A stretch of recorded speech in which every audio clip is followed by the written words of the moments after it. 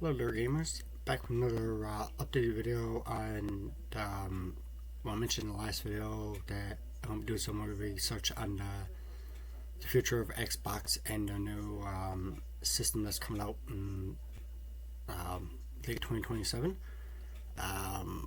They had a meeting there, I believe it was yesterday before, and we're talking about the future of Xbox, talking about the vision for the platform. The report saying that the meeting went good and they felt positive about the future of Xbox, considering that the company has been doing good the last few years, especially the decisions that have been made by Sarah Bond. Sarah Bond was the president of Xbox Game Studios at the time, and she had a vision for the future of Xbox. Basically, one of the decisions she made was to raise the price on Game Pass for $30 a month. A lot of people didn't like that, and in saying that, a lot of people from the company ended up leaving because they didn't think the vision was going to be good for the Xbox. And Phil Spencer, he's the former CEO of Xbox. He just got laid off, and he's the one who hired on Sarah Bond because he loved the decisions that she was going to make. That didn't pan out too well because they've been pretty much declining in the last few years. So the employees, the Xbox marketing campaign was deemed a failure, and he didn't like the direction the company was going in. The former CEO Phil Spencer, like I mentioned earlier, said that she would help the company with her decision, and like I said, he agreed to the decisions that she was making.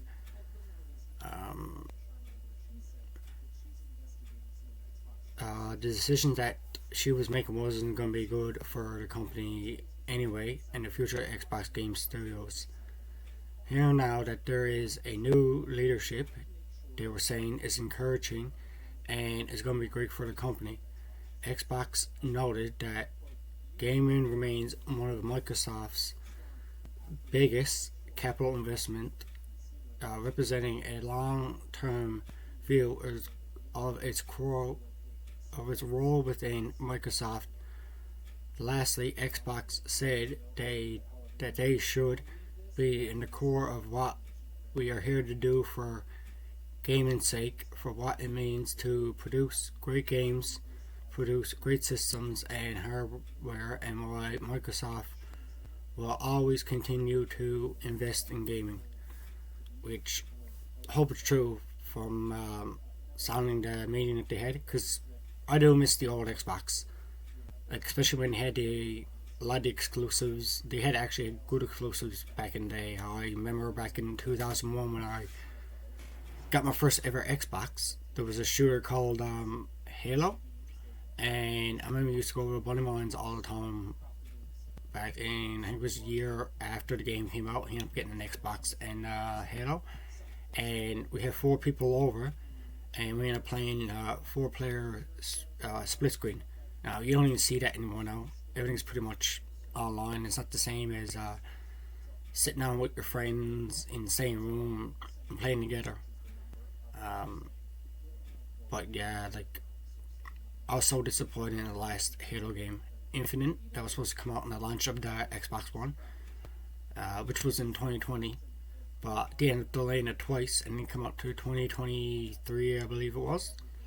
And even then, there was still a lot of bugs and a lot of glitches, and the story wasn't going that good. But I heard the multiplayer was pretty solid. Yeah, I don't know if they're ever going to be the same as what they used to be, because a lot of stuff now is coming over to the PS5. You know what I mean? Why would you want to buy an Xbox One if you got a PS5 when you can wait 6 months to a year for the game that comes out on Xbox to come to PS5? Now, in saying that now, a couple games are going to be day and date. Like, when basically what that means is when it comes out on Xbox, it comes out the same day on PS5. Because I know new Fable game that's supposed to be coming out this spring is going to be coming out on PS5 the same day as the Xbox One. But for what I read and what research I did on the meeting that they had, I know they're saying all this, that, and everything else now, that, you know, they're for gamers and, you know, and to make the company better, and, you know, I don't believe a word he says. This is like a bunch of times now they have to lie. And like back in 2022, Phil, when he was in charge of Xbox, when he was the CEO, they sat down and had a meeting with him at a game conference called Summer Game Fest, and they asked him about their Xbox exclusives. Would it be how many's gonna be going over and how many's just gonna be exclusive to Xbox One. At the time, he said it was only gonna be 2 games coming out that was exclusive, and that was it. They were gonna do day and date. But then he ended up lying about that, and he came out and said a year later that, oh yeah, all our Xbox games are gonna come to PS5 because we want to sell more copies, because they bought the Activision deal back in 2021. He sunk $6.8 billion into it. Nothing ever did come of that, so they ended up losing money. So what did they end up doing? Bringing all their exclusives over to the PS5 so they can make all the money back.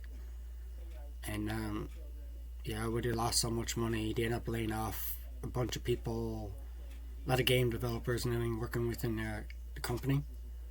And yeah, Phil said like every year he says, oh, Xbox is going to do better and it's going to come around, and you know, year after year it's the same story over and over again.